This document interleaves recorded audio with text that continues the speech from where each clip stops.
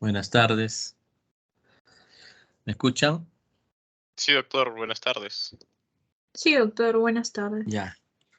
Vamos a empezar de una vez porque tenemos dos posiciones, me dicen, ¿no? Puede empezar el grupo. Esperamos, ¿ya? Sí, doctor, ahí ponemos las diapositivas en un ratito. Ok.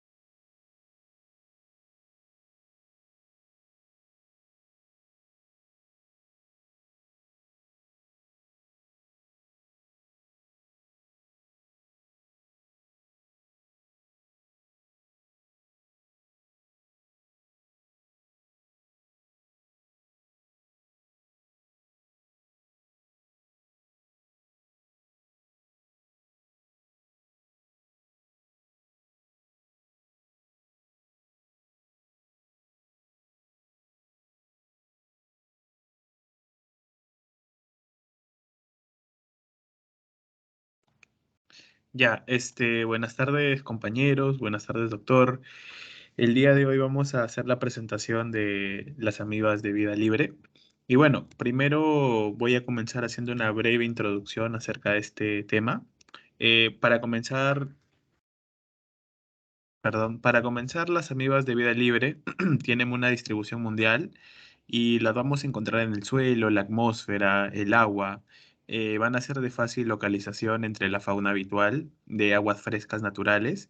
Lo podemos ver en lagos, en lagunas, albercas, en sistemas de distribución de aguas potables, en fuentes ornamentales, sitios donde el hombre adquiere la infección. Inclusive recientemente se describieron la sobrevivencia de las amebas de vida libre a largo plazo en condiciones adversas, por ejemplo, en condiciones de congelación. Un ejemplo sería la Antártida, ¿no? A pesar de su poca frecuencia, van a ser en la actualidad de importancia médica por su ubicuidad y la alta virulencia de los parásitos y la ausencia de un tratamiento que 100% sea efectivo contra esto, ¿no? Y por algunos de ellos van a producir enfermedades de tipo fulminante, incluso puede llevar a la muerte al paciente como la meningoencefalitis.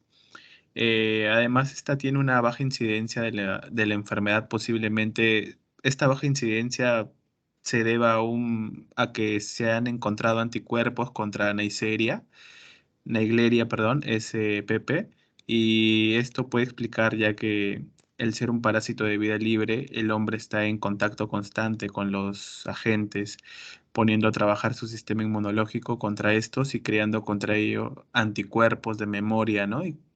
Y por la similitud de estas, digamos que a esto se debe su baja incidencia.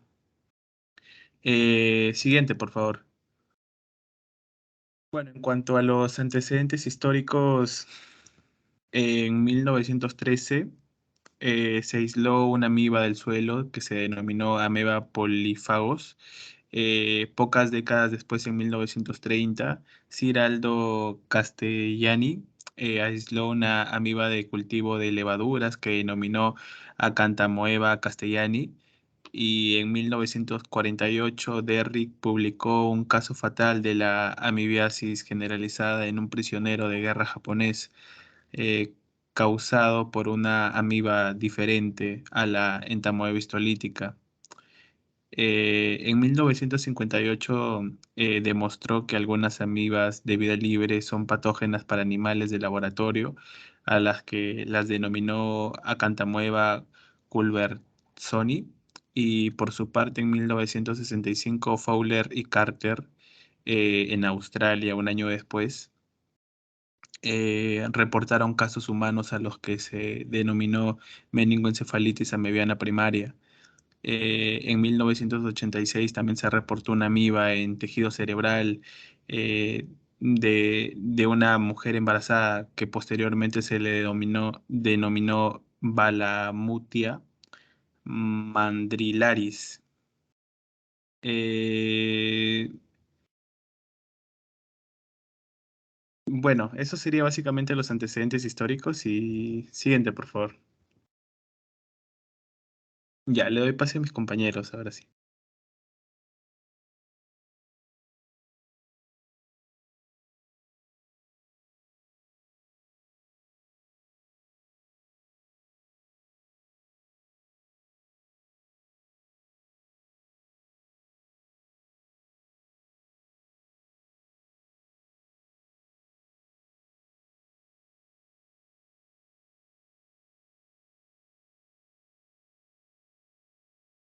¿Se me escucha?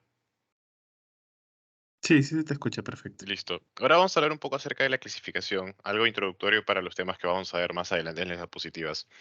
En esta parte vamos a ver básicamente que la clasificación de las amebas de vida libre, se van a clasificar en algunos parámetros, como tenemos la morfología, la cual vamos a poder ver más adelante. También cada una de estas va con una característica de locomoción que cada una tiene particularmente. También algunos patrones de división nuclear, tolerancia a la temperatura y patogenicidad, en este caso con unas bases en técnicas serológicas y fisiológicas de biología molecular y análisis isoenzomático.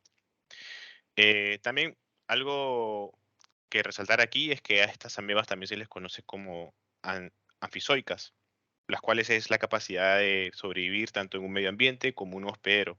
Estas no son, o sea, es decir, no son dependientes de un hospedero o de un vector, sino que pueden vivir en cualquiera de este ambiente.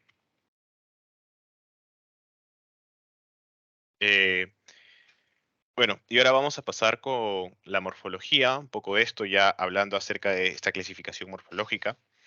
En primer lugar, vamos a ver que hay 4 que vamos a mencionar el día de hoy, que es la Naegleria, va a ser también la Acanthamoeba, la Balamutia y la Sapinia. Son las 4 también que nos han pedido en el informe, así que vamos a describir estas 4 según su morfología. En primer lugar tenemos a la Naegleria fowleri, que es la única ameba que va a presentar 3 estadios morfológicos, el cual el primero va a ser en forma de quiste, en forma de trozofodito, y también la forma que lo distingue y la que le vemos en la imagen es la forma flagelada, ya que presenta un flagelo. En este caso, los trofositos de las diferentes especies de Naegleria van a tener una forma que es conocida como un límax. Estos normalmente son alargados y van a tener movimientos que van a ser dirigidos por pseudópodos gruesos, los cuales se les conocen como lobopodios.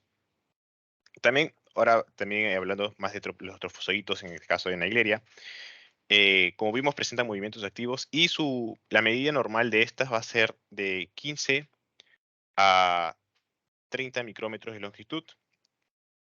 Y las formas inactivas o las formas planas va a ser de 9 a 15 micrómetros de diámetro. También en el caso de la forma flagelar, estas tienen menos de 4 micrómetros de diámetro y este estado se observa comúnmente básicamente en los medios de cultivo o cuando se coloca también en un tejido infectado, en el tejido infectado de cerebro, en agua destilada o en solución salina de Page. En el caso de los quistes, estos van a ser esféricos, frecuentemente van a estar agrupados y tienen un diámetro de 7 a 15 micrómetros. Y estos, una característica que tienen es que tienen una doble pared quística, lo cual resisten a la desecación y a la congelación durante mucho tiempo. Y cuando, bueno, el ambiente se lo permite, estos se desenquistan. Ahora vamos a ver también acerca de la Acanthamoeba, que básicamente la medida de estos trofozoitos va a ser de 24 a 56 micrómetros, va a poseer un núcleo con un endosoma grande y en su citoplasma contiene también acantópodos, que son pseudópodos en forma de espinas, el cual les va a ayudar al movimiento. Y en este caso los quistes van a ser regulares, poliédricos, con un núcleo prominente, y van a estar rodeados de un halo, y su citoplasma va a ser regular. La pared que poseen estos quistes, en el caso de Acantamueva, va a tener un aspecto arrugado y va a estar también formado, al igual que la Naegleria, por una doble capa, lo cual va a hacer que estos quistes sean más resistentes al medio ambiente. En el caso de la Balamutia, vamos a verlo más que todo en los cultivos. Los trofosoditos pueden llegar a medir de 20 a 60 micrómetros. Son ameboides. También su ectoplasma presenta salientes denominadas pseudópodos, de tipo digitiforme, que presentan movimientos lentos. Y dentro del citoplasma vamos a ver algunas granulaciones finas y también presencia de algunas vacuolas. El núcleo de estos va a ser un núcleo grande con endosoma central, y los quistes van a poseer una cubierta trilaminar con ondulaciones en la cubierta externa. Y en el caso del último, la sapinia, va a ser un poco más grande. Este trofozoito va a medir de 40 a 80 micrómetros y normalmente se presenta de una forma alargada o también de una forma ovoide. El citoplasma también posee algunas vacuolas, y en caso hay vacuolas tanto alimenticias y vacuolas contráctiles, y el quiste es de aspecto redondo y va a medir de 15 a 30 micrómetros. Ahora, en el caso de mecanismos de transmisión y el ciclo de vida, bueno, aquí a la derecha, en esta parte tenemos un gráfico que va a resumir tanto el mecanismo de acción como los ciclos de vida. La infección la va a adquirir el hombre, en este caso la persona, por el estado invasor, que es el trofozoito. El trofozoito es el estadio el que va a invadir al hombre. Y esto se ha demostrado experimentalmente en primer lugar en animales. Y como vemos aquí en el gráfico, vamos a ver que tenemos hay dos tipos. A la izquierda tenemos tres. A la Naegleria fowleri, que vamos a ver que está su estadio de quistes, trofozoitos y formas flageladas. Y a la derecha tenemos a otras dos amebas, que es la Cantamueva y la Balamutia mandrilaris, que solo va a tener, en este caso, a través de quistes y trofozoitos.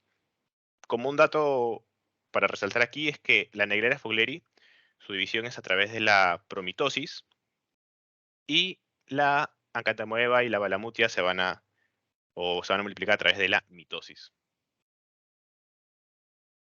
Bueno, entonces, ¿cómo ocurre esta infección? En primer lugar, cuando este trofozoito ingresa a la persona, estos protozoos van a atravesar una placa, la placa cribriforme, y se reproducen luego en el tejido nervioso. En el caso de la Cantamueva, en el medio ambiente se va a presentar también se va a presentar una infección en el ser humano, en donde tanto las formas trofozoíticas como las quísticas se pueden observar en los tejidos. A diferencia de la infección de la Naegleria, que solo, como mencioné al inicio, se va a ver en trofozoito nomás. Bueno, y las formas de transmisión van a ser como las que estamos viendo, que es a través, como dijo mi compañero, que se pueden ver en muchos lugares, que también más adelante vamos a ver cuáles son los factores que permiten que haya una infección al humano.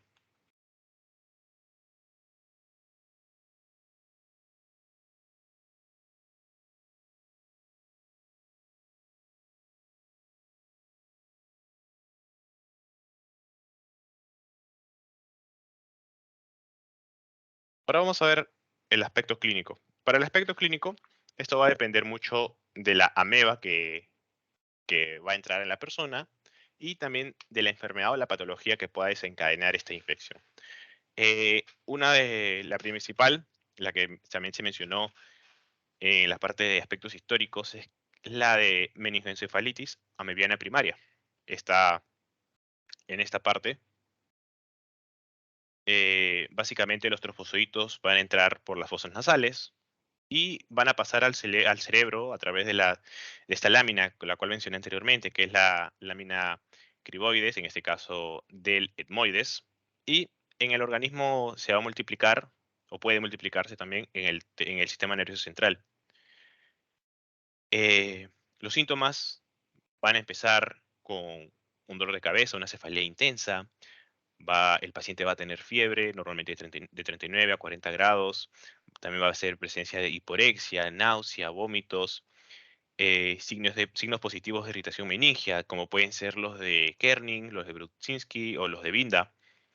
También el paciente va a presentar hiperreflexia y en algunos casos también, bueno, ya más adelante presenta convulsiones, tanto uni como bilaterales, y hemiplegia.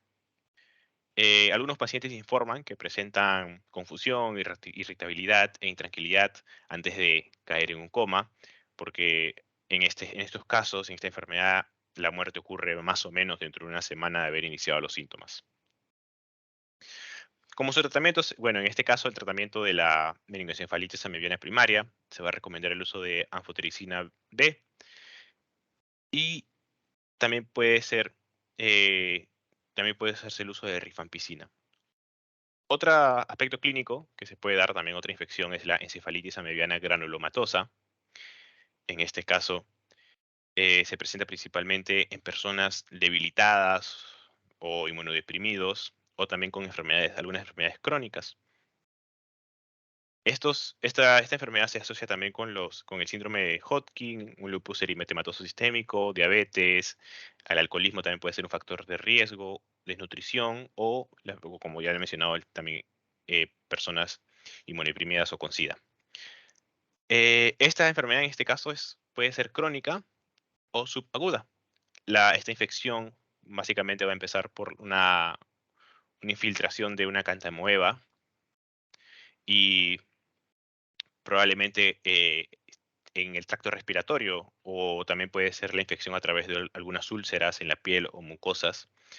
Y esta ameba va a llegar al sistema nervioso central por vía hematógena.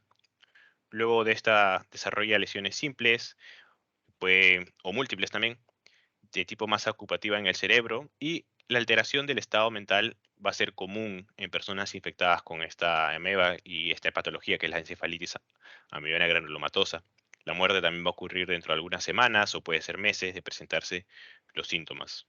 El tratamiento es con algunos antifúngicos como el ketoconazol, fluconazol, voriconazol, entre otros. Y también puede llegar a haber infecciones o daños oculares como la queratitis, que es una infección crónica de la córnea ocasionada por varias especies de acantamoeba. Y la infección va a ser por contacto directo con la córnea, la cual se puede introducir por un traumatismo mínimo de la córnea o por exposición a alguna agua contaminada o también algunas contaminaciones que se dan mucho a través de los lentes de contacto, los cuales llegan a estar contaminados en algunas ocasiones. Y se desarrolla por semanas o meses y se caracteriza por un dolor ocular, puede hasta producir pérdida de la visión y en casos extremos puede haber una pérdida total del ojo.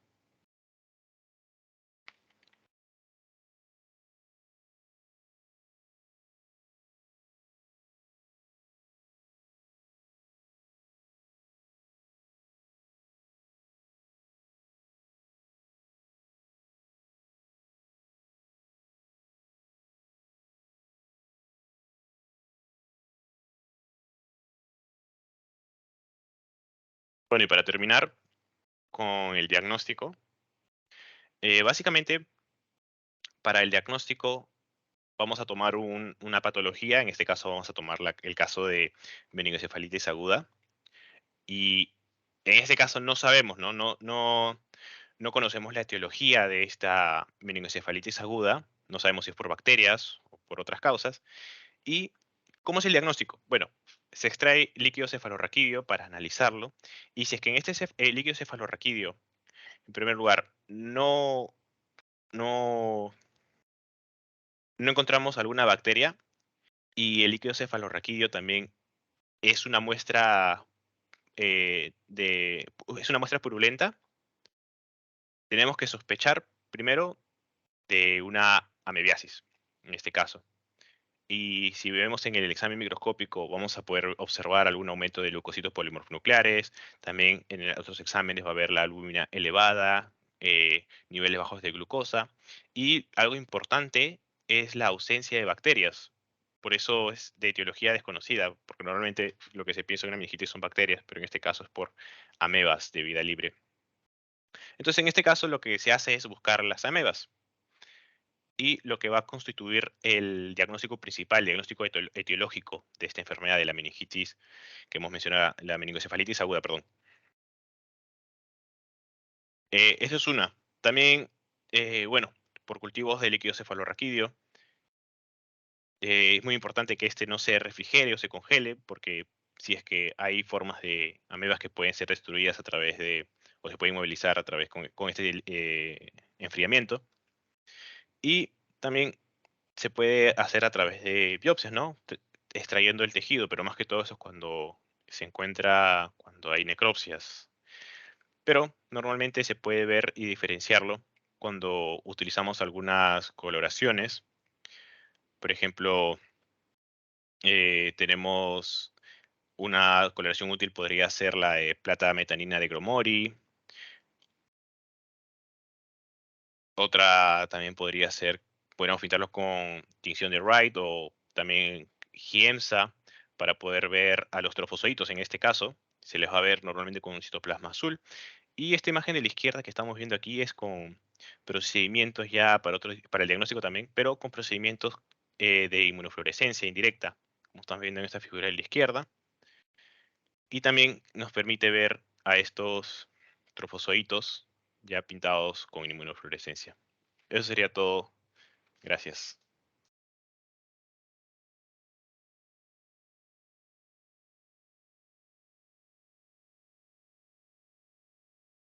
Muy bien. Ya no hay más por vas a poner ese grupo, ¿no? ¿Cuál es la otra exposición que falta, delegada?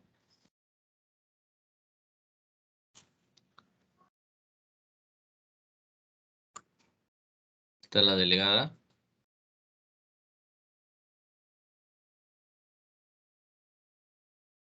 ¿O cuál es el otro grupo que va a exponer?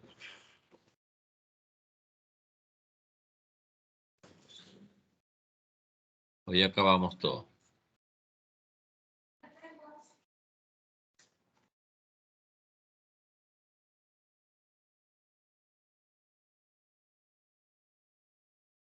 ¿Está la Sí, delegada? doctor, ya no hay exposiciones. ¿Cuántas? Ya no tenemos exposiciones. Escuché ayer, creo que me dijiste que eran dos, que íbamos a hacer dos para acabar. Me refería a que tenemos dos temas pendientes con usted, bueno, con respecto a la semana 15 ya, porque en sí, en verdad, nosotros todavía estábamos en la semana 11 con respecto a la explicación que usted nos tenía que dar, ¿no? Pero en cuanto a las exposiciones, estas últimas semanas solamente ha habido una exposición por semana. Al inicio del ciclo sí habían dos, Ya. pero ahora solamente una.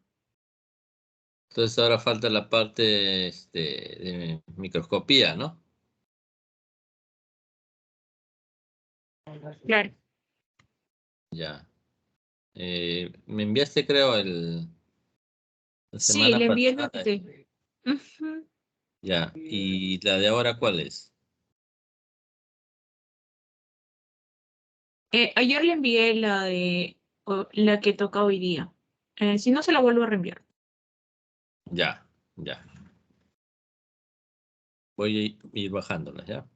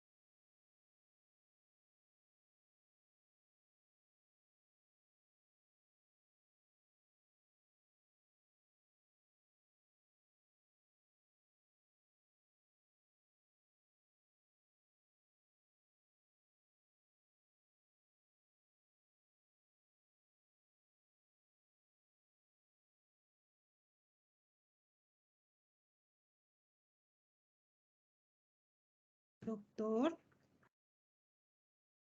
¿ya no ves poner? Sí, alumna. María, Dije que espérate un iba a momentito. bajar las clases. No estás atenta.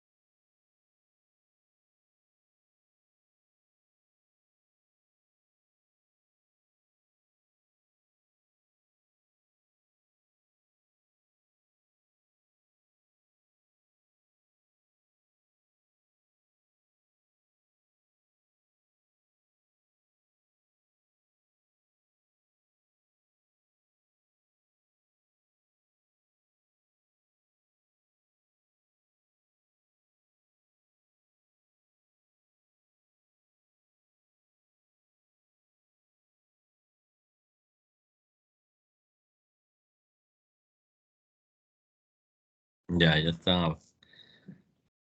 Que me desconecté en un rato.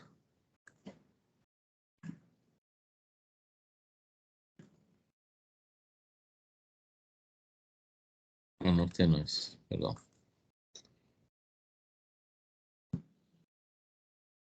Era esta neurológica, ¿no?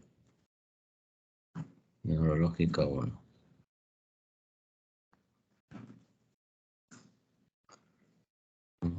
Este de acá, creo.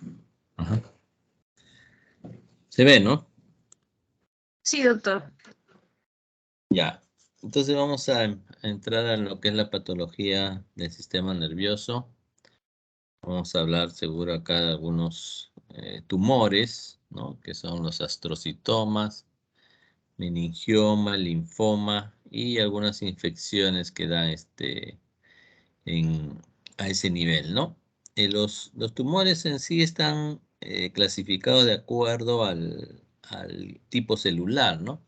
Que le da origen. Recuerden ustedes que el sistema nervioso básicamente está formado por las células de la glía y las neuronas, ¿no? Y hay tejido conjuntivo en lo que es las meninges, ¿no? Que son una especie de bolsas que recubren externamente al cerebro, ¿no? Y a la médula espinal. Ya, de ahí también se puede originar ciertos tumores como el meningioma, ¿no? Que su nombre mismo lo dice. Es un tumor relativamente frecuente. El linfoma cerebral también hay casos de linfoma cerebral más en sujetos con algún tipo de inmunosupresión, ¿no? Por ejemplo, se ve bastante en los pacientes idosos. Y dentro de las infecciones también sigue la misma regla, ¿no? Para que haya infecciones del sistema nervioso central, la gran mayoría es porque estos pacientes tienen algún tipo de inmunosupresión, ¿no? Y ahí uno de los más frecuentes que da en estos tipos de pacientes es la criptococosis, ¿no? Sobre todo en pacientes con SIDA, cuando ya está en estadio SIDA, ¿no? Se ve este hongo, el criptococo. Y la última es una enfermedad viral, la rabia, ¿no? Donde tiene predilección por el sistema nervioso, ¿no? Es más, ellos se propagan por vía nerviosa, ¿no? Y forman unos inclusiones citoplasmáticas bien características, que son los famosos cuerpos de Negri, ¿no? Que se ven en la rabia. ¿Ya? Entonces vamos a iniciar. Entonces el astrocitoma, como les dije, es un tumor de la glía, ¿no? Y dentro de la glía sabemos que son 4 células en el sistema nervioso central, ¿no? Y hay una en el periférico, ¿no? Y los astrocitos es uno de ellos. Entonces, los tumores originados de los astrocitos son llamados astrocitomas, ¿no? Y en general los tumores del sistema nervioso se clasifican en 4 grados, ¿no? De acuerdo al aspecto histológico y a su comportamiento agresivo, ¿no? Entonces, los que son de tipo 1 usualmente son mucho más parecidos al tejido normal, ¿no? A los astrocitos normales. Pero el 4 ya es totalmente anaplásico, ¿no? Entonces, uno de los tipos de los astrocitomas, perdón, es el llamado pilocítico. Le dicen así porque tiene unas prolongaciones, ¿no? En las células a manera de pelos, ¿no? Por eso le llaman pilocítico. Es el 2% de los tumores primarios del sistema nervioso central, pero en los niños es más frecuente, ¿no? Y me olvidé decirles que estos tumores del sistema nervioso central, si bien no todos, pero hay una buena cantidad de que tienen predilección en niños, ¿ya? Entonces este es el glioma más común, ¿no? De, de este, de, en los niños, ¿no? Representan aproximadamente el 10% de los astrocitomas cerebrales y 85% de los cerebelosos en general. La mayoría surgen en el cerebelo, ¿no? Ahí es una forma, cuando hay un tumor en cerebelo, el abordaje quirúrgico es bien difícil, ¿no? Y casi imposible. Entonces el pronóstico de estos pacientes es mucho peor, ¿no? También surgen en la vía óptica, se llaman los gliomas ópticos, el hipotálamo, tercer ventrículo, tronco encefálico dorsal, ¿no? Médula espinal también puede ser, ¿no? Y también el hemisferio cerebral. La mayoría de los astrocitomas son esporádicos, o sea, salen al azar, no hay un comportamiento de varios tumores en varios miembros de la familia, pero en algunos pacientes con neurofibromatosis tipo 1 están predispuestos, dicen, a este tumor, ¿no? Particularmente en la vía óptica y en menor medida en el tronco encefálico o en otros sitios. En los estudios de neuroimagen, la mayoría de estos tumores aparecen bien circunscritos y pueden ser quísticos con un nódulo mural realzado. En la clínica que se comparte con muchos tumores, ¿no? Porque recuerden ustedes que en el cráneo es una zona que cuando crece un tumor o una masa adentro, no tiene la capacidad de poder estirarse, ¿no? O dilatarse, como sí puede ocurrir, por ejemplo, en el abdomen, ¿no? Entonces, al no poder abombar, digamos, o estirar o dilatar el cráneo, va a empezar a comprimir estructuras vitales, ¿no? El resto del cerebro, de repente, el tronco encefálico, etcétera, ¿no? Y ahí puede causar muchos alteraciones incluso que pueden llegar a comprometer la vida, ¿no? Entonces va a depender mucho de dónde está localizado, típicamente inicio lento o insidioso en los síntomas y mayor incidencia en un paciente con neurofibromatosis tipo 1, particularmente en la vía óptica y en el tronco encefálico. Radiológicamente se ve como un quiste, dice, ¿no? Con un nódulo mural realzado, ¿no? El aspecto es bien delimitado, y, es decir, no infiltrante, y hay agrandamiento difuso o fusiforme de los nervios ópticos, quiasma óptico o ambos, ¿no? En los gliomas ópticos. Ya en realidad, el estudio de imagen nada más te dice pues que es un tumor, ¿no?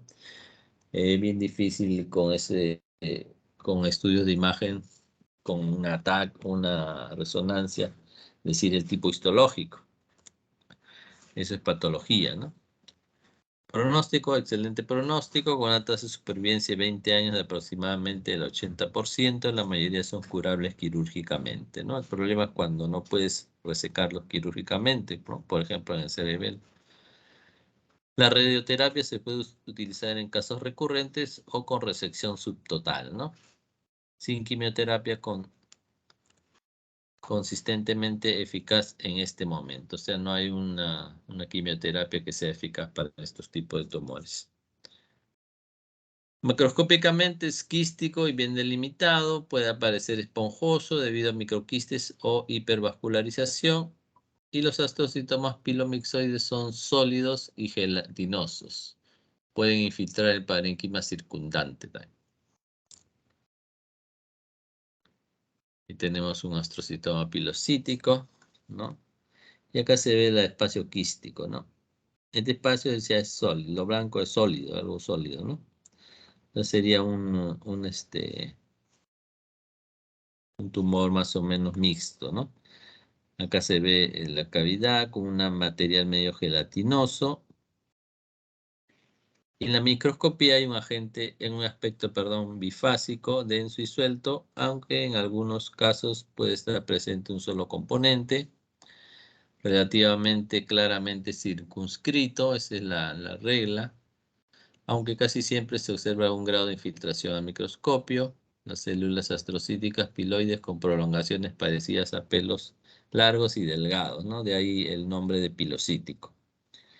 Los núcleos son redondos o ovalados con cromatina blanda y se puede ver células similares a oligodendrogliomas o incluso predominar en casos raros. Las fibras de Rosenthal y los cuerpos granulares eosinofílicos Paz positivos son característicos, ¿no? Estas son algunas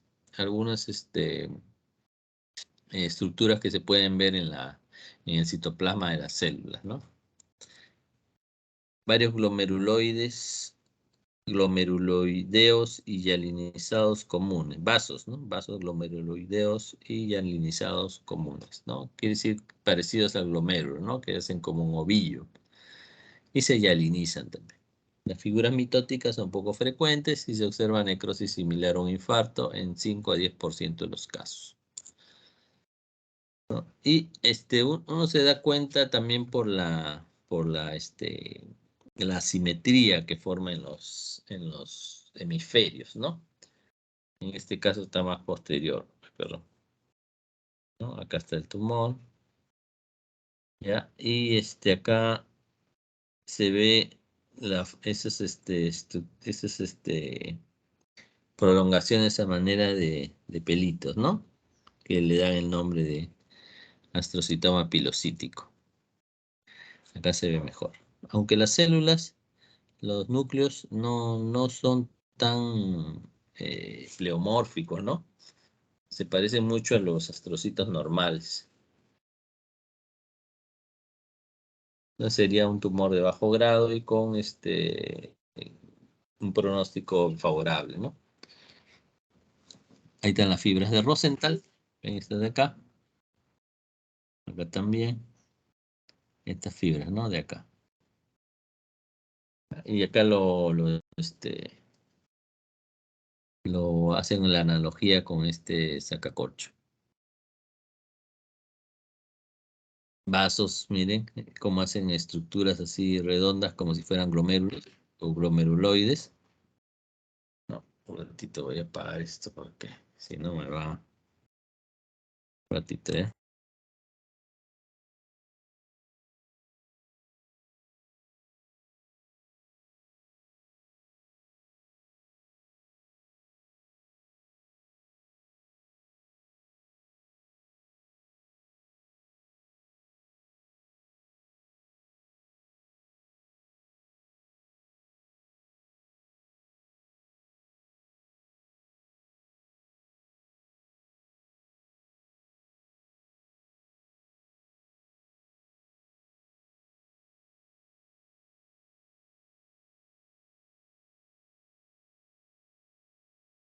Acá nos quedamos, creo, ¿no?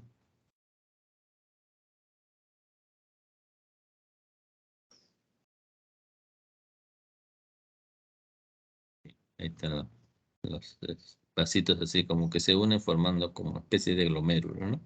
Ahí están las luces.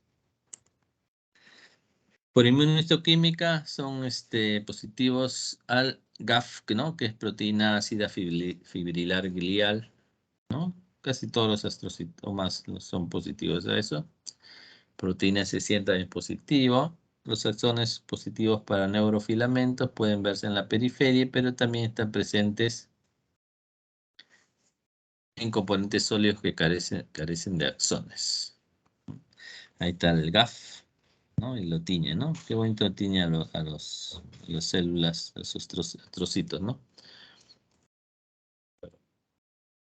Ahí tienen el diagnóstico diferencial: astrocitoma difuso, oligodendroglioma, santoastrocitoma, ganglioglioma, astrocitoma pilomixoide, tumor neuroepitelial, gliosis pilocítica reactiva, ¿no? La última la gliosis es un tejido reactivo del tejido nervioso, ¿no? No es un cáncer. Y muchas veces se puede confundir con tumores de bajo grado, ¿no? Porque se parecen mucho, ¿no? A los astrocitos normales. El otro tumor es el meningioma, que nace de la célula. ¿Qué pasó?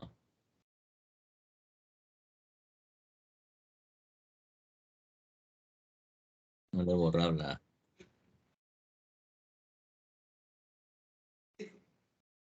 ratito, ¿eh? Ustedes saben borrar, son un montón de diapositivas y quiero borrarle a todos. No se puede borrar a todos, no hay que borrar uno por uno, ¿no?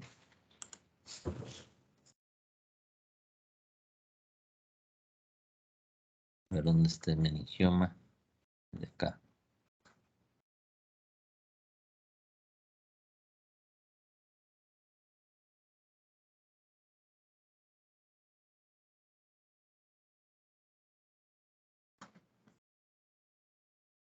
Acá no tiene. Acá se tiene. Acá también. Échate de positividad, no he puesto su nombre, ¿no? Linfoma.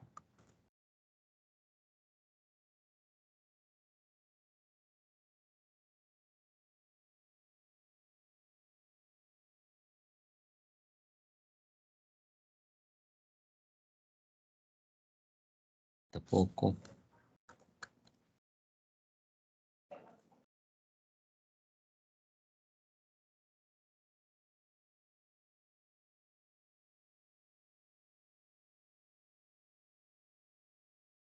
Criptococo.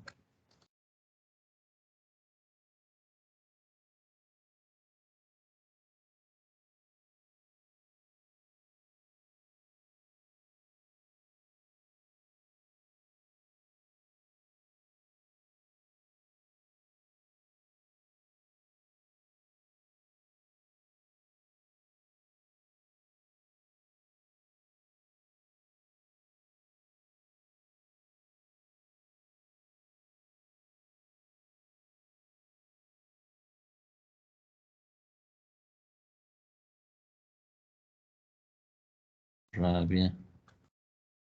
Vamos a acabar.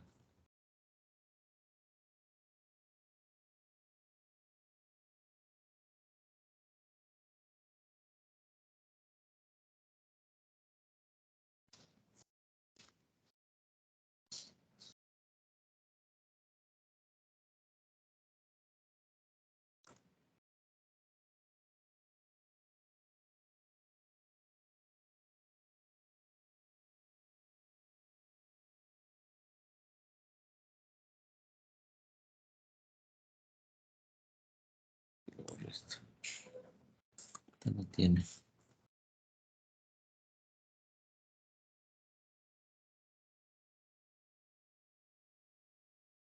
Esta me parece. Vamos a ver. ¿Qué nos quedamos? Meningioma, ¿no? Vamos a compartir. Tana. Ya. Entonces, el meningioma, les dije, es un tumor que nace en las meninges, ¿no? Son tumores de base dural de crecimiento lento derivados de células meningoteliales, ¿no? Famoso llamado tapón aracnoideo. Es relativamente frecuente, ¿no? Alrededor del 20-30% de las neoplasias intracraneales primarias. Tiene tasa de incidencia anual de 6 a 13% por 100.000 personas. La mayoría surgen proximales a la dura madre dentro de las cavidades intracraneal, orbital e intervertebral. Los sitios de origen más comunes es la región parasagital, seno cavernoso, acá, tubérculo en silla de montar, placa cribosa, foramen grande y zonas de presión.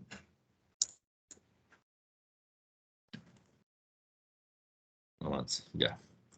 Entonces, en la resonancia magnética y tomografía es un tumor que nace de la pegado al cráneo, ¿no? Donde están las meninges, ¿no? Acá vemos la zona blanca. Y como el cráneo es duro, entonces va a empezar a comprimir el cerebro, ¿no? Y acá causa una simetría, por ejemplo, de los ventrículos, ¿no? Es una masa, si bien es cierto, es bien delimitada, pero es compresiva, ¿no? Las características clínicas no difieren mucho del anterior, no puede tener dolor de cabeza, por ejemplo, es uno de los síntomas más comunes son también déficit neurales focales, aumento de presión intracraneal y convulsiones, ¿no? Puede causar hiperostosis del cráneo suprayacente, ¿no? Dentro de las características radiológicas son masas durales isodensas, ¿no? O sea, tienen la misma, es homogéneo todo su componente, ¿no? Interno. No hay quistes acá, casi siempre son sólidos, ¿no? Se realzan con el contraste, ¿no? Pueden mostrar evidencia de calcificación también, hueso o cartílago. En la cola dural se refiere a una extensión en forma de cuña del tumor en el borde que se realza de contraste, y los tumores malignos e invasivos del cerebro asociados con edema cerebral. Hay meningiomas malignos también, sí, la gran mayoría son benignos, ¿no? Benignos entre comillas, ¿no? Porque clínicamente no hay nada que sea benigno que haga efecto de masa dentro del cráneo, ¿no? Porque son elementos muy peligrosos. Pueden comprometer zonas que son el control de, por ejemplo, del centro respiratorio, ¿no? Y sería fatal en ese caso. Macroscópicamente es una masa de base dural, bien delimitada, gomosa o firme, que comprime el parénquima cerebral subyacente, ¿no? Pero no lo infiltra, ¿no? A menos que sea un meningioma maligno. Lo va empujando, pero no lo va infiltrando, ¿no? Y acá más, la apariencia puede verse alterada por contenido de lípidos, cambios quísticos, los componentes metaplásicos, la vascularización y la calcificación. Son cambios que puede haber, pero usualmente no ocurren, ¿no? Meningioma en placa es un patrón de crecimiento plano más común a lo largo del ala del esfenoides. Y acá vemos el tumor, ¿no? Incluso acá han retirado la meninge y sale de acá, ¿no? Esta es la zona que está comprimiendo, ¿no? Deja como un cráter ahí, ¿no? Pero no hay tejido que esté infiltrando esta zona, ¿no? Miren acá cómo se ve, ¿no? Bien delimitado, y se ve que está empujando comprimiendo al cerebro, ¿no? Pero no lo infiltra, ¿no? Si no, notaríamos el tejido blanquecino metido acá por acá, ¿no? Eso sí sería infiltración. Microscopía consta de células monomórficas, o sea, todas son igualitos de la misma forma, dispuestas en un sinsitio, o sea, como un manto sólido, ¿no? Núcleos ovalados a redondos con núcleos discretos, hay pseudoinclusiones intranucleares, que son invaginaciones citoplasmáticas, y en algunos casos se puede ver cuerpos de samoma comunes, ¿no? Hace poco tuve un caso donde había un montón de cuerpos de samoma, ¿no? Y esta es la característica, ¿no? Estas células, que son medias ovoides, sus núcleos, tienden a formar una especie de remolino, ¿no? O sea, más o menos esa es la disposición que ellos hacen en el tumor, en el tejido, ¿no? Acá también, ¿no? Con un poco de imaginación lo ves. Con inmunistoquímica son positivos para vimentina, EMA, CEA, ¿no? Y el GAF es negativo, ¿no? Cosa que te haría la diferencia con un glioma, ¿no? Características genéticas, anomalía más común es la delección del cromosoma 22Q, mutaciones en el gen de la neurofibromatosis 2 en el 60% de los tumores esporádicos. Y es el diagnóstico diferencial, el schwannoma, que es un tumor también de la vaina de nervio periférico. Se deriva de las células de Schwann, que forman la mielina en el sistema nervioso periférico. Un carcinoma metastásico también, ¿no? Aunque el carcinoma metastásico es más pleomórfico, ¿no? Un astrocitoma, como vimos en el anterior, un sarcoma o un tumor fibroso solitario, que es bien raro. Pasamos al linfoma primario, ¿no? Quiere decir que ha crecido ahí, no es que haya hecho una metástasis de un linfoma de ganglios hacia el cerebro, ¿no? Que también puede ocurrir, pero acá estamos hablando de los primarios, ¿no? Son lesiones únicas o multifocales y presentan una demarcación variable de los hemisferios cerebrales profundos, especialmente a lo largo de los ventrículos, a veces ubicación superficial. La necrosis es una característica constante, pero de extensión variable, ¿no? Cosa que no veíamos en los dos, en las dos tumores anteriores, ¿no? No hablaron mucho de necrosis, ¿no? Pero en el linfoma esa es la regla, ¿no? Entonces una lesión necrótica y hemorrágica en el cerebro es lo que se ve macroscópicamente en esta zona que ven acá, ¿no? Acá también y acá también. Microscópicamente no difiere mucho a los linfomas que hemos estudiado en otros órganos, ¿no? Hay linfomas de células B, por ejemplo, ¿no? Que son células de tamaño intermedio a grande y con frecuencia tiene cromatina vesicular, núcleo prominente.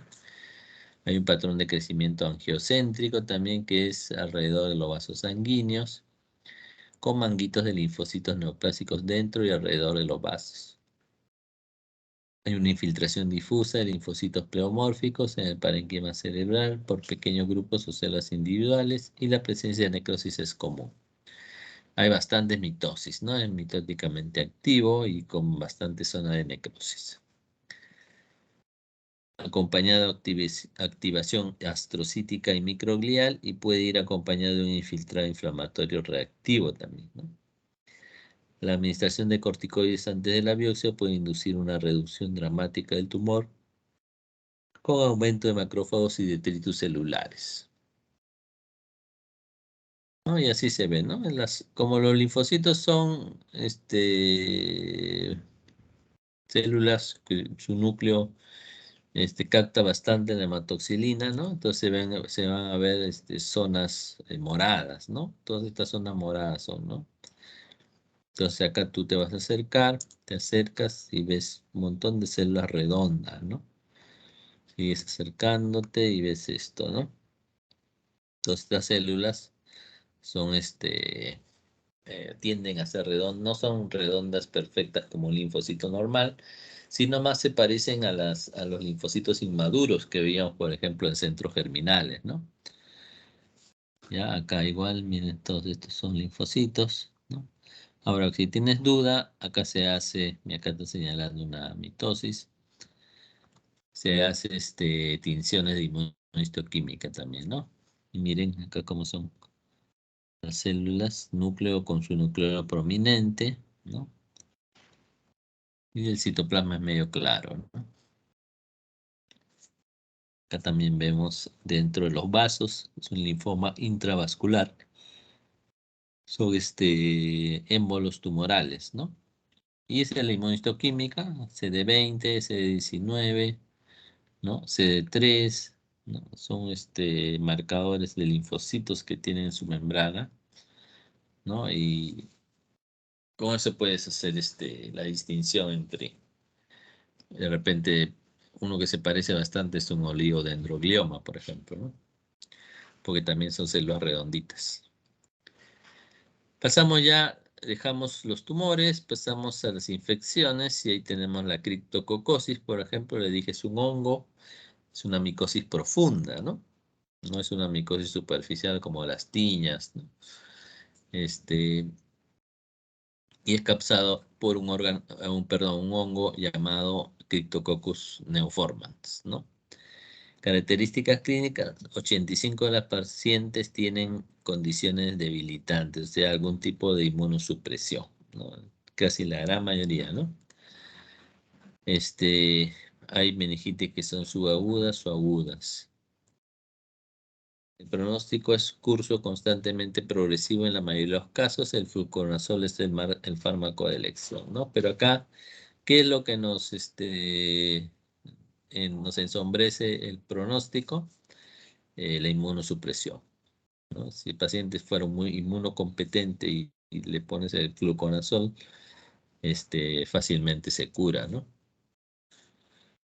Macroscópicamente se ve un engrosamiento y opacificación de las leptomeninges, ¿no? Hay lesiones de pompas de jabón, dicen, ¿no? En los ganglios basales Y también puedes formar una masa grande que se llama criptococoma, ¿no? Porque se parece a un tumor, pero está formado por una masa de criptococos. Miren, así se ve, criptococomas intracerebrales, incluye 3 criptococomas separados, ¿no?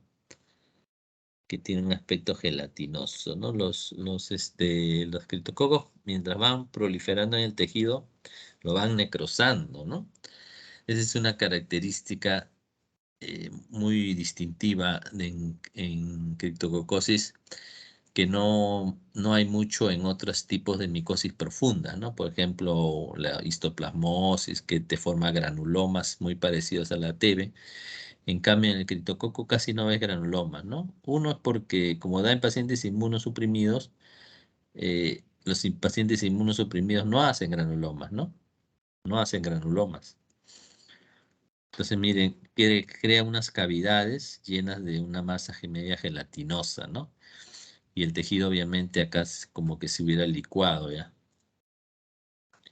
Miren, estos son pequeños quistecitos, ¿no? Que dicen que tienen la forma de pompa de jabón, ¿no? O sea, como burbujitas, pues, ¿no?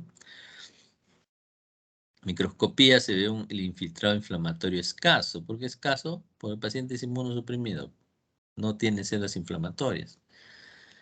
Y lo que sí se va a ver un montón, levaduras en gemación de base estrecha, levaduras algunas con gemación de aspecto ovoide, encapsulada de 3 a 20 micras, y la cápsula es un halo transparente de hematocilina de eosina. Lo que sí da es, tú los vas a ver, estos son los criptococos, ¿no? Estas bolitas. Los vas a ver en zonas así despobladas, ¿no? Casi vacías. En hematoxilina eosina, ¿no? ¿Ya? Y esto es con tinta china, también se tiñe muy bonito. ¿Ya? Este es de acá. Grande se puede ver, acá está, miren, ¿no? Medios transparentones son. Y el tejido alrededor como que hace una cavidad, ¿no? Dándole un aspecto de huevo frito, algunos han dicho, ¿no? La yema sería el hongo y la clara sería el espacio que hace en el tejido, ¿no? Entonces el tejido queda así, ¿no? Se va como que licuando, ¿no? Se va destruyendo. Y las células inflamatorias, mira, apenitas hay, ¿no? Apenitas células inflamatorias, ¿no? En un paciente inmunocompetente, esto, con ese daño al tejido debería estar llenecito de células inflamatorias. En cortes teñidos con hematocilina y eosina, los queritococos aparecen como cuerpos basófilos esféricos que pueden parecerse a corpora milácea. No sé cómo será la corpora milácea, lo busca. Y son fuertemente Paz positivos, ¿no? Lo tiñes con Paz, hace el ácido periódico de Schiff y se tiñe, ¿no? Acá le sale bien la gemación, ¿no? Acá también están gemando. ¿Ya? El Paz tiñe, pues, su cubierta de polisacárido, ¿no? Por eso, se tiñen bien fuerte. Miren, acá están los huevos fritos, ¿no? Que parecen. Y esta es la vista microscópica, es una vista en fresco, parece. Y también se puede teñir con tinción es de plata, me parece, ¿no? Tinción de Gomori, creo que es Gomori. Y este es en una coloración de Rye, me parece, o Yemsa debe ser. Y también se ve ahí, ¿no? Los criptococos. Entonces, en una muestra citológica, me parece. El diagnóstico diferencial es la blastomicosis dermatitis y la corpora milácea, ¿no? En realidad, la blastomicosis sí puede ser, ¿no? Pero el resto son, lo de las micosis profundas, son más pequeños, ¿no? Por ejemplo, la histoplasmosis, ¿no? La cándida, que son hifas, ¿no? O sea, alargaditas, ¿no? ¿Qué otra micosis profunda hay? Antes de pasar a la rabia. La paracoccidioidomicosis, por ejemplo, que se ve bastante en nuestro país, en la selva, ¿no? Ahí sí es parecido, pero tiene una gemación múltiple, ¿no? Alrededor, que le da el aspecto de un sol, ¿no? O timón de barco, dicen otros, ¿no? Ese es característico de la paracoccidioidomicosis. Pero el criptococo gema solamente uno o dos, ¿no? No gema múltiple como el paracoccidioidomicosis. Pero sí son más o menos del mismo tamaño. Otra cosa es que en la paracoccidioidomicosis sí vas a ver granulomas, ¿no? Y células gigantes comiéndose los hongos, ¿no? Cosa que no ves en el criptococo, ¿por qué? Porque el paciente está inmunosuprimido, ¿no? Pasamos a rabia, cuerpo de Negri, ¿no? Los cuerpos de Negri es la inclusión que hace, ¿no? En el tejido afectado por el virus de la rabia. Entonces la rabia es una infección fatal causada por el virus de la rabia, rhabdovirus. El hombre se contagia por mordedura, ¿no? De un animal que está con este virus, ¿no? Y que lo tiene en su saliva. Las características clínicas hay un pródromo inespecífico similar a la gripe, ¿no? Y luego haces una enfermedad neurológica aguda, caracterizada por hiperactividad, desorientación, comportamiento extraño, alucinaciones. Hay una variante paralítica poco común con convulsiones y fiebre alta, ¿no? Entonces, cuando a ti te muerde un animal, por ejemplo un perro, ¿no? Que es lo más característico, ¿no? Tienes que averiguar si el perro está vacunado o no contra la rabia. Si te vas de viaje y te muerde, por ejemplo, un murciélago, ahí sí no hay forma de saber, ¿no? Lo más probable es que sí esté, ¿no? Entonces, inmediatamente tienes que ir a un centro de salud para evitar eso, te hagan el seguimiento, ¿no? Es mortal en pacientes no inmunizados, hay vacunas también, ¿no? Para la rabia. La profilaxis posterior a la exposición previene la enfermedad clínica, ¿no? Entonces, le ponen la vacuna al paciente que ha sido mordido, ¿no? Para evitar alguna complicación de enfermedad neurológica. Entonces, ¿qué tipos de clínicas estos pacientes? Básicamente una encefalitis, ¿no? Hay 4 fases de incubación, prodrómico, de excitación y paralítico al final, ¿no? La excitación más o menos dura 1 a 3 días, donde hay hiperactividad, desorientación, hiperreflexia, alucinaciones y convulsiones. Luego es la fase paralítica, etapa breve, 1 día, dice. Disminución de los fenómenos de excitación, parálisis de extremidades y pares craneales, alteración del sistema nervioso autónomo, lagrimeo, salivación, parálisis muscular generalizada, ¿no? Entonces un cuadro bastante aparatoso, ¿no? Desde el punto de vista neurológico. El cerebro y médula espinal suelen ser macroscópicamente normales, ¿no? En los casos de encefalitis rábica. Este es un paciente en fresco, una imagen en fresco del encéfalo del paciente donde se ve edema, ¿no? ¿Cómo tú te das cuenta que hay edema? Porque se ensanchan los surcos, ¿no? Esto de acá, se ensancha. Hay congestión también porque lo ves así medio rojo, focos de hemorragia acá, perdón, subaracnoidea y necrosis por licuefacción en la mayor parte del tallo cerebral y el cerebelo. Debe ser esta zona blanca que está acá. Acá hay una semana después, fijado con formol, hay colapso del sistema ventricular, hemorragias puntiformes, ¿no? Eso sí se ve acá, ¿no? Puntitos de los ganglios basales y necrosis multifocal por licuefacción. Entonces, microscópicamente lo que se ve son inclusiones intracitoplasmáticas en el hipocampo y en el cerebelo, que son los cuerpos de Negri y Lisa, ¿no? Hay una inflamación también crónica perivascular, nódulos microgliales y neofagia, ¿no? Las inclusiones se ven en las neuronas, ¿no? En el citoplasma de las neuronas. Y acá vemos, ¿no? Esta es una neurona, este es un núcleo, su nucleolo, y en el citoplasma acá hay una bolita más rosadita, más intensa, ¿no? Intensamente teñida, más que el citoplasma, ¿no? Ese es el cuerpo de Negri, ¿ya? Acá también se ve otra. Entonces esto hay que buscarlo, ¿no? Grupo de microglia, puntas de la flecha, en la circunvalación parahipocampal, una de las neuronas restantes contiene un cuerpo de Negri. Ahí está. ¿Acá dónde está? No lo veo. Ah, ya, acá está. Que tenue, ¿no? A ver. En esta neurona, acá está tenue, ¿no? Acá también. Acá también. Entonces hay que ser un poco acuciosos para verlas, ¿no? Acá también, miren. Acá hay dos, ¿no? Este y este de acá. Esta neurona. Es una neurona de Purkinje, parece.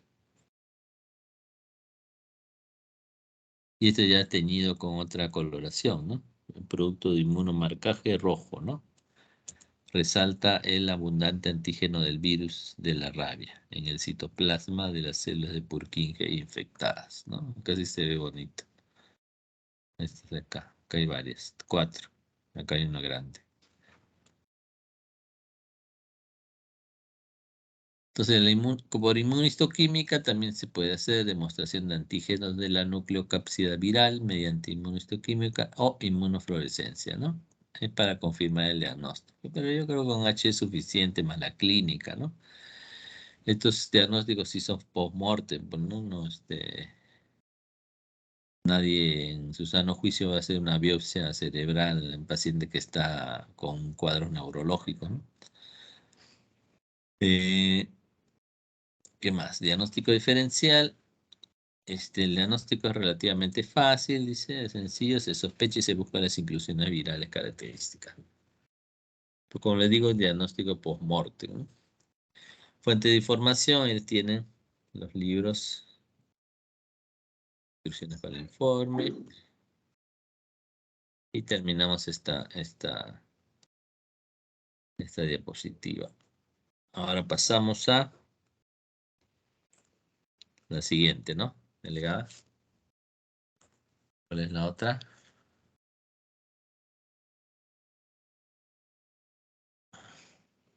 Sí, doctor, Es. dígame. Ah, ya, es, ¿no?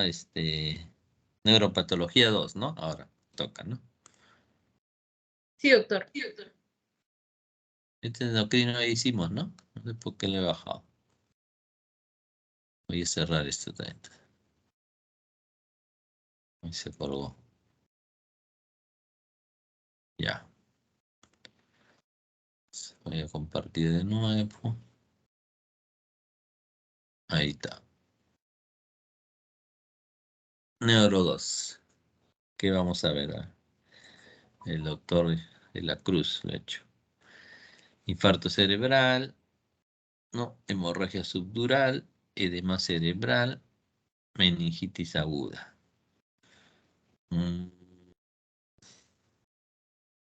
No son tan bonitas las láminas desde el punto de vista patológico, ¿no? Porque esas son cosas que se pueden diagnosticar. Por ejemplo, un infarto cerebral tú lo puedes diagnosticar con una TAC, una tomografía, ¿no? Y la clínica del paciente, ¿no? Hemorragia también.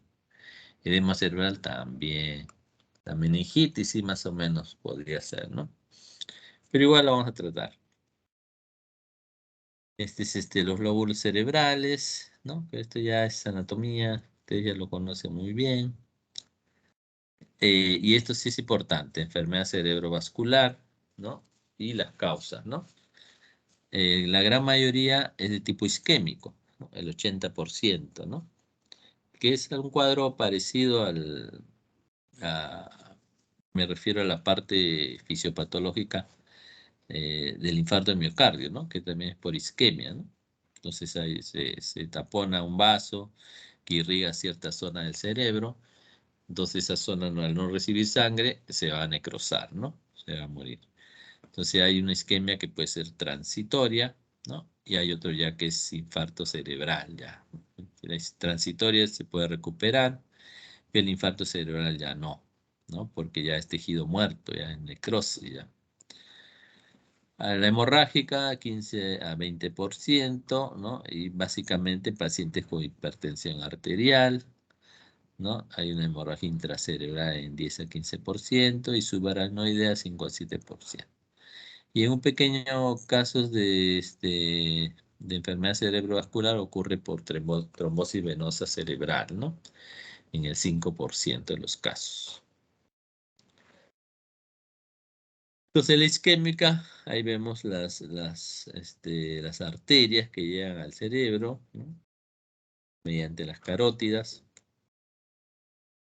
Y cualquiera de ellas se puede comprometer, ¿no? Básicamente, oye, acá no le he sacado ahorita va a hablar seguro. El TAC de cráneo simple de paciente de 51 años, masculino, con hemiparesia derecha, ¿no? Casi todos hacen esa clínica, ¿no? Hemiparesia, es decir, ¿no? Dependiendo de qué lado sea comprometido el cerebro, ¿no? Se observa la evolución del infarto desde las primeras 3 horas hasta el mes, miren, ¿no? En la primera imagen el TAC es normal. A las 9 horas hay hipodensidad, apenas perceptible con pérdida de definición entre sustancia gris y blanca en territorio de la arteria cerebral media izquierda. Perdón. No sé cómo retirar esto.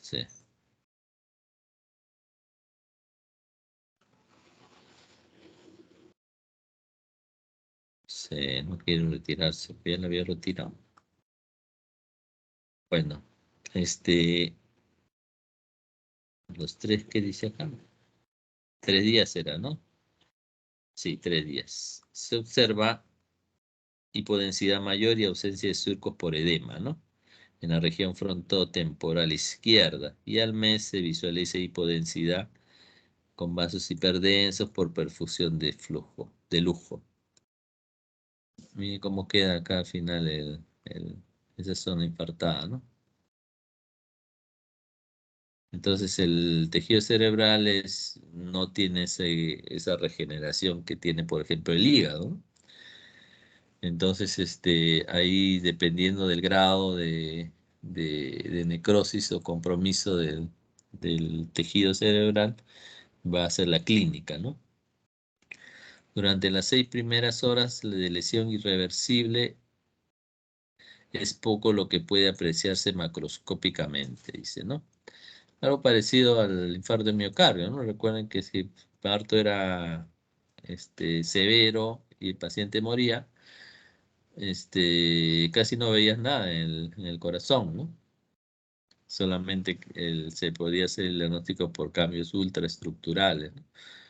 A las 48 horas el tejido adquiere un aspecto pálido, blando y tumefacto, y la unión córtico-medular deja de ser claramente identificable, ¿no?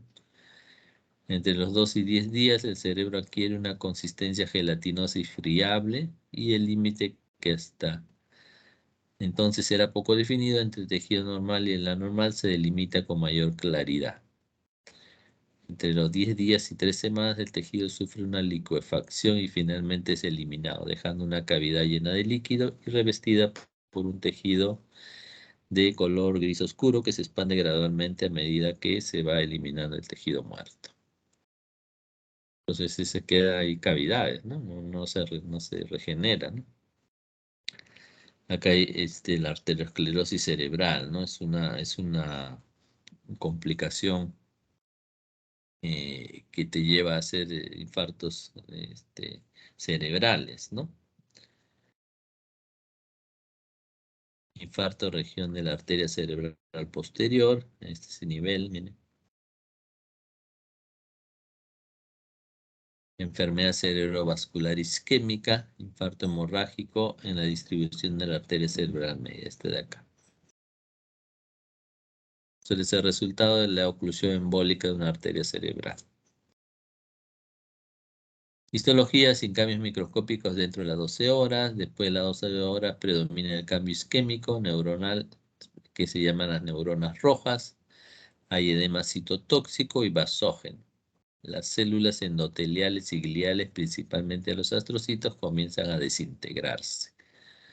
A las 48 horas se aprecia cierta migración de neutrófilos. Y durante las 2 y 3 semanas siguientes se aprecia la presencia de células fagocíticas mononucleares. O sea, los macrófagos, ¿no? Van ahí a limpiar la zona de necrosada.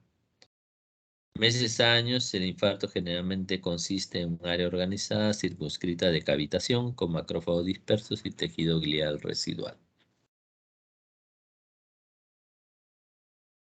Esta es la arteria basilar, miren, tiene ahí un trombo, ¿no? Que casi lo ha ocupado casi todo su luz.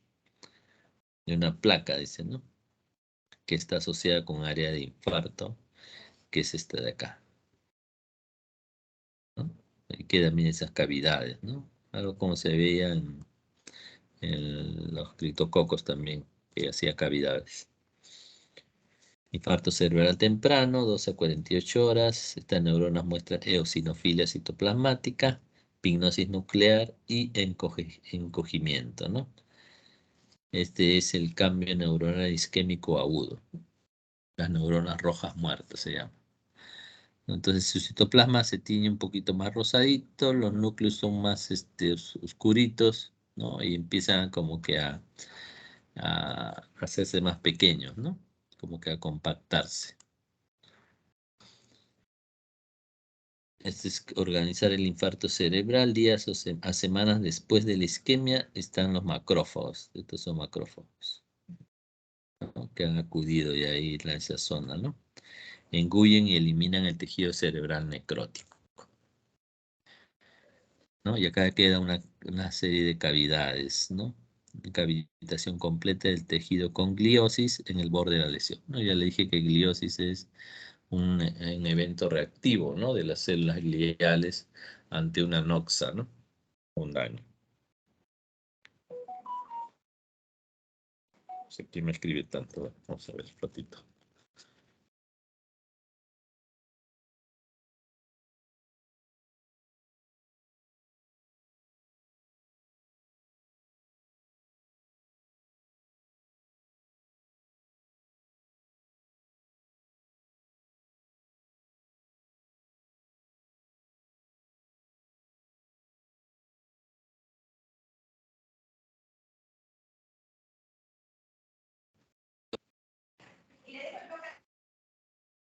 Me fui un ratito, ¿no? ¿Me escuchan? Sí, doctor, se le escucha.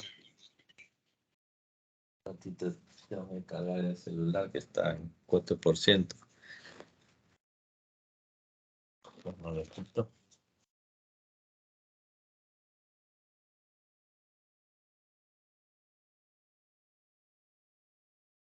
Ya está. Ya, hay que compartir de nuevo.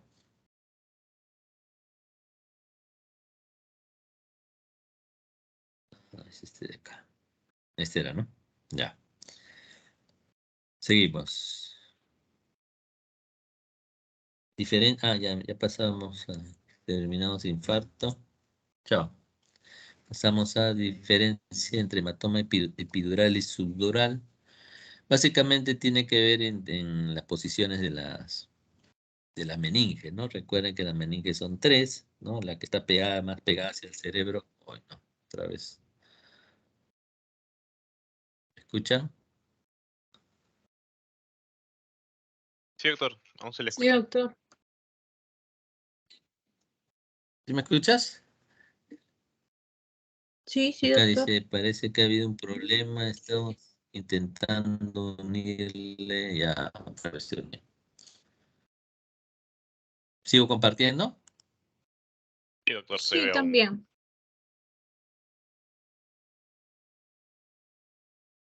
Sí, ¿no? Sí, aún se ve. Que acá era Sí, doctor, sí Agustina se le escucha y sí, y su el PPT está internet. presentado. ¿Sí me escuchas? Sí, ¿Sí me escuchan? Aló. Aló, doctor, sí se le escucha. Contesta. Ah, ya, Creo que ya. usted no se escucha. Entonces, ¿no se escucha?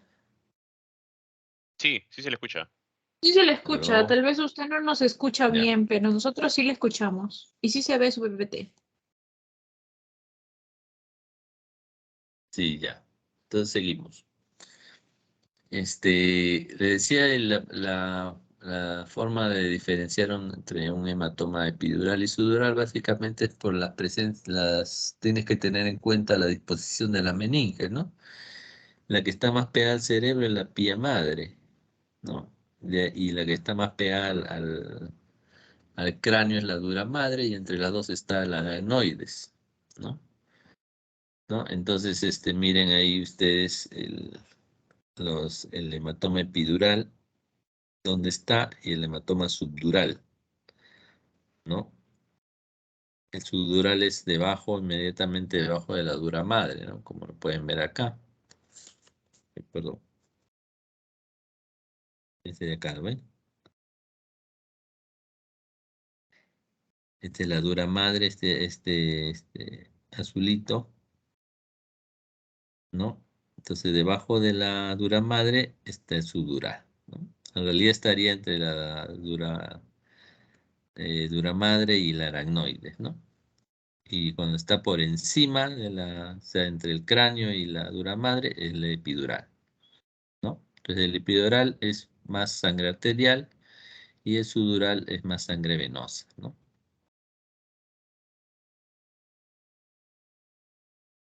Sección transversal, ahí están las meninges, ¿no? Dura madre, este de acá, aracnoides, sigue este de acá, y hay un pequeño espacio llamado subaracnoideo, donde también a veces hay hemorragia, se llama hemorragia subaracnoidea. Y la pía de madre es esta que está bien pegadita al tejido cerebral, ¿no? A la corteza cerebral. Entonces, dependiendo en qué zona se origina el coágulo, ahí tú le vas a llamar, ¿no? Epidural, cuando está por encima de la pía madre, perdón, de la dura madre, ¿no? El subdural está por debajo. Y la aracnoidea o subaracnoidea está en el espacio subaracnoideo, ¿no? Que está entre la aracnoides y la pía madre, ¿no? Así de fácil. Entonces, el hematoma subdural agudo, colección de sangre recién coagulada entre la dura madre y la aracnoides, ¿no? O sea, porque sub está debajo, ¿no? De la dura madre. Y debajo está la aracnoides, entonces está entre esos dos. Generalmente es poco adherente y eliminado en el momento de la autopsia, dice, ¿no? Usualmente este es por golpes, dice, ¿no? Por traumatismo. A menudo se acompañó de hernias importantes. El subdural crónico es crecimiento lento de tejido de granulación, neomembrana fibrovascular con compresión del cerebro adyacente, ¿no? O sea, este hematoma se organiza, ¿no? Empieza a salir fibroblastos y se empieza a hacer este tejido de granulación y al final se forma una masa fibrosa, ¿no? O fibrovascular, ¿no? Que va a comprimir el cerebro. Acá está, ¿no? Entonces organizado, ¿no? Y va a comprimir esta zona, ¿no? Y hay zonas ya que se están, por compresión también se pueden necrosar. Hematomas subdurales consisten en un tejido fibrovascular que forman neomembranas externas e internas que rodean los productos sanguíneos en varias etapas de organización, ¿no? Entonces, organización es como, no sé si han escuchado, por ejemplo, el trombo organizado, ¿no? Quiere decir que en el trombo, que antes era hematíes, plaquetas, ¿no? Fibrina, ¿no? Empieza ya a proliferar fibroblasto y se va haciendo un tejido, ¿ya? Tejido conjuntivo o fibroconjuntivo, ¿no? Salen vasos sanguíneos. Entonces ya se hace como una masa ya de tejido, ¿no? Ya no solamente de puros hematíes. Esa es la organización, ¿no? Y es más difícil de ser lisado, ¿no? Es más, ya no se puede lisar, ¿no? Pero un hematoma sí se puede lisar todavía, ¿no? Organización de un hematoma subdural, una semana lisis del coágulo, ¿no? 2 semanas crecimiento de fibroblastos y capilares de la superficie dural hacia el hematoma. 1 a 3 meses desarrollo temprano de la organización de la neomembrana fibrovascular. Y esta membrana se adhiere a la superficie interna de la dura madre y rodea el coágulo. La membrana externa adyacente de la dura madre es más gruesa, formada proliferando fibroblastos y capilares. Capilares tienen paredes delgadas y son la fuente, ¿qué dice acá? De sangrado, de resangrado en el hematoma subdural crónico. Este es el hematoma organizado. Esto es lo poquito que ha quedado de los hematíes, pero acá antes había hematíes, pero ahí empezó a proliferar vasos sanguíneos, tejido fibroconjuntivo, ¿no? Entonces ya este es como un tejido ya, ¿no? Lo que antes era solamente un hematoma, ¿no? Eso significa la organización. Hematoma organizado subdural también acá. Miren, ahí queda lo poquito de los hematíes que ha quedado, ¿no? El resto ya de hematíes, ¿no? El resto ya es tejido fibroso, células, ¿no? Fibroblastos, hay vasos sanguíneos. Y la hemosiderina, ¿no? Que es esto medio marrón, que no se ve tan marrón, ¿no? Es producto de degradación de la hemoglobina, ¿no? Y te indica que ha habido un sangrado antiguo. Y pasamos al edema cerebral, ¿no? Entonces el edema cerebral es el edema igualito, es la misma fisiopatología del edema, sale el líquido de los vasos, ¿no? Y se entra al tejido nervioso en este caso, ¿no? Va a hacer que las circunvoluciones se ensanchen, los surcos se estrechen y se compriman los ventrículos, ¿no? Que puede ser de forma focal o forma difusa. Hay un edema vasogénico asociado a menudo con lesiones focales como tumores o abscesos primarios o metastásicos, ¿no? Edema cerebral vasogénico, los tumores cerebrales malignos se muestran ahí, este es un glioblastoma, ¿no? Todo este es un tumor, pero alrededor del tumor hay edema, ¿no? Ese se llama edema cerebral vasogénico, ¿no? Tiene una angiogénesis asociada extensa con proliferación microvascular y barrera hematoencefálica mal formada. El resultado es un edema, ¿no? Acá lo vemos también, ¿no? Como que se han borrado los surcos, ¿no? Acá sí se ve surcos como debe ser. Acá, como se han ensanchado tanto, los surcos se han estrechado, ¿no? Y ya casi ni se ven, ¿no? Toda una masa más sólida, digamos. Causas del edema cerebral: traumatismos, accidentes cerebrovasculares, tumores, infecciones, hipoxia, hiponatremia, intoxicaciones, X causas son, ¿no? La clasificación va a depender del tipo, ¿no? Vasogénico, ¿no? La patogenia es pérdida de la integridad de la barrera hematoencefálica y lesión del endotelio vascular, ¿no? Usualmente ocurre en tumores cerebrales o en traumas, ¿no? Citotóxico, mal funcionamiento de las bombas iónicas de la membrana celular. Ocurre en isquemia e hipoxia cerebral. Intersticial, acumulación de líquido intersticial en la hidrocefalia, por ejemplo.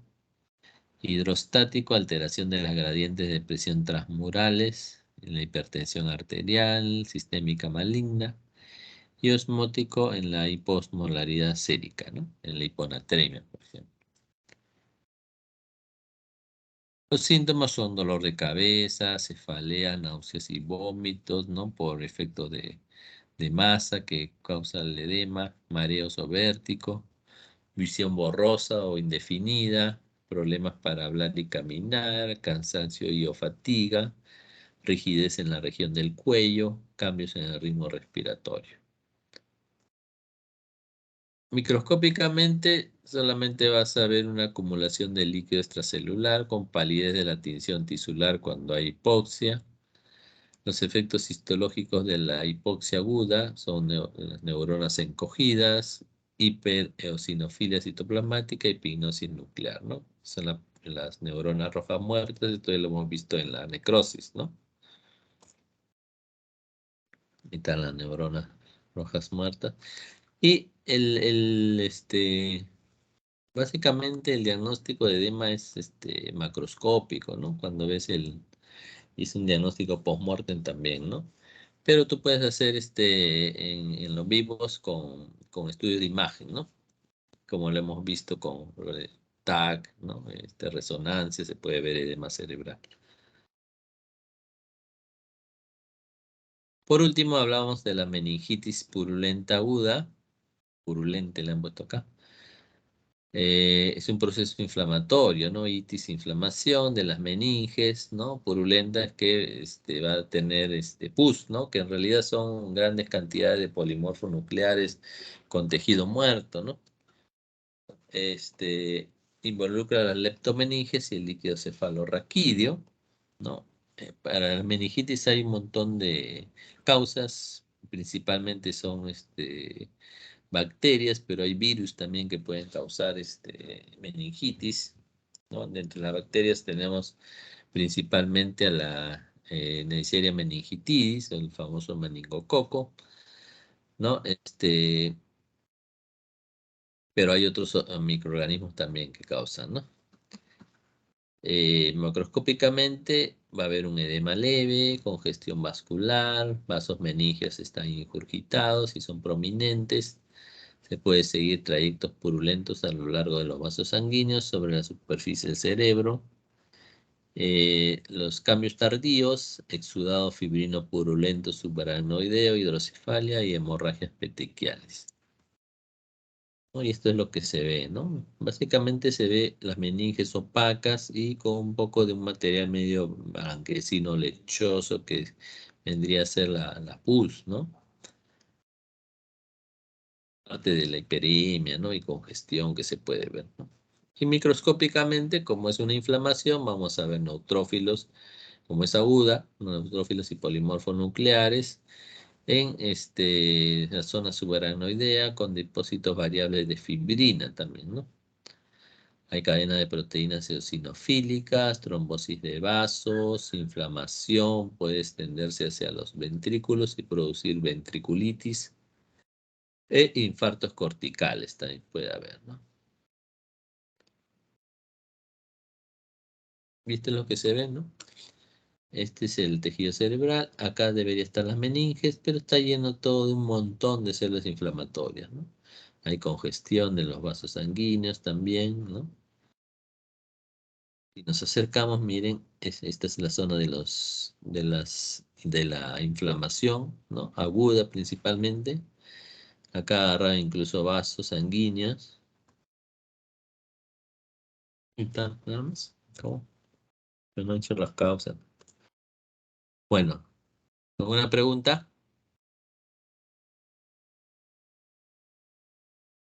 ¿Alguna pregunta, chicos? Entonces hemos Creo que no. terminado. Confírmame, delegada. ¿Sí?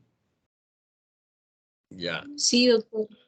Ahora les pongo sus notas en las tardes, en la noche, más o menos. Voy a empezar a trabajar, ponerle sus notas y ya terminamos. El examen es el próximo miércoles, ¿no? Sí, Sí, doctor. El próximo miércoles. El doctor Campoblanco recién me acaba de pasar la lista de la distribución de los alumnos para los No te docentes. escucho muy bien. ¿Para docentes qué? ¿Ahí me escucha? No, ya me hablas por el WhatsApp mejor. Ya, no se preocupe, está Sí. bien. ¿Ya? Muchas gracias, Entonces, doctor. chicos, nos quedamos aquí. Gracias. Esperemos ya las próximas clases vuelvan ya a la presencialidad porque creo que lo van a aprovechar mucho más. ¿Ya? Entonces, sigan estudiando, leyendo. La medicina va cambiando constantemente. ¿Ya? Y tienen que estar leyendo bastante, ¿ya? Para que sepan mucho más cada vez. Nos vemos, chicos. Cuídense. Cuídense. gracias, doctor. Hasta luego. Chao. Gracias, doctor. Hasta Cuídense. luego. Nos vemos. Gracias, doctor. Chao.